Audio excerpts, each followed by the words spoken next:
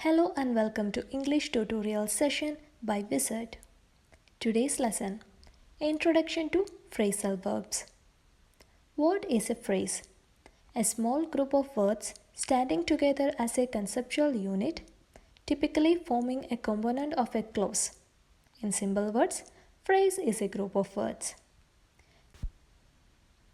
Now let's learn what is a phrasal verb. A phrasal verb is a group of words consisting of a verb.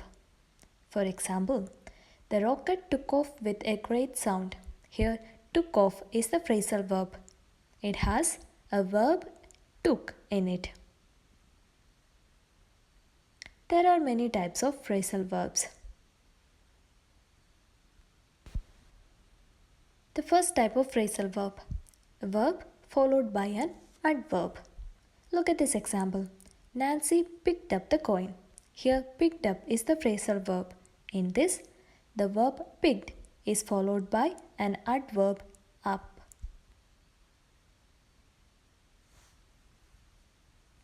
These kinds of phrasal verbs can be either transitive or intransitive. If it is transitive, there will be a direct object. For example, we will have to put off the meeting. Here, the meeting is the direct object. And also, this is separable. When this type of phrasal verb has a direct object, we can usually separate the two parts. For example, put your toys away. That can also be written as put away your toys. But in some cases, if the direct object is a pronoun, we must separate the two parts of the verb and insert the pronoun. For example, put them away is correct. We can't say put away them. That is wrong usage. These types of phrasal verbs can be intransitive too. That means there will be no direct object. For example, Jerry doesn't like to get up. There is no need of an object after the phrasal verb. The meaning is obvious. Moving to the next type of phrasal verb. It is also known as prepositional verb because the verb is followed by a preposition. Look at the example given. Popeye looked at the spinach can. Here, looked at is the phrasal verb. Looked is a verb and at is a preposition. Are such phrasal verbs transitive? Yes. A preposition always has an object. Therefore, all prepositional verbs have direct objects. That means they all are transitive. For example, I believe in God. Believe in is the phrasal verb here. We can't stop just by saying I believe in. There is a need of an object because there will be a question, I believe in what?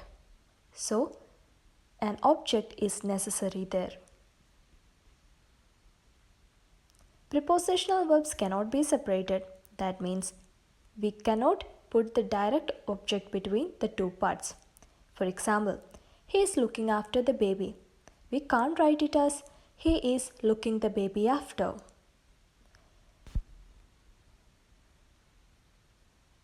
Here is the other type of phrasal verb. It is also known as phrasal prepositional verb. Here, the verb is followed by an adverb and a preposition.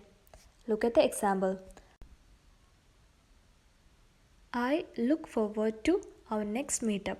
Here, look forward to is the phrasal prepositional verb.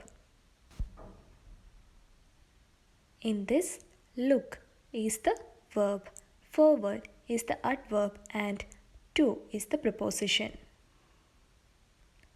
Whether they are transitive?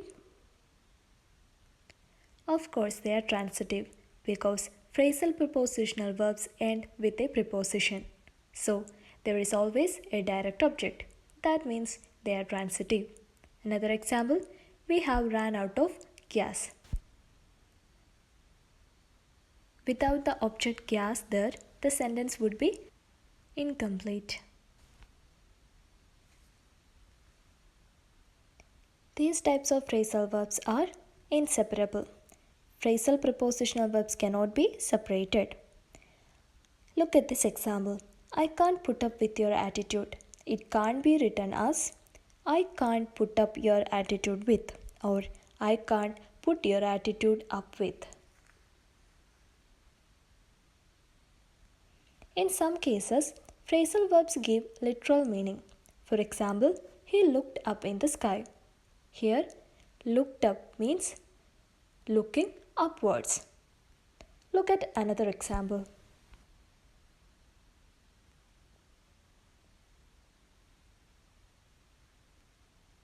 He looked up that particular word in his book. Here, looked up doesn't give the literal meaning. It gives the figurative meaning of searching for something.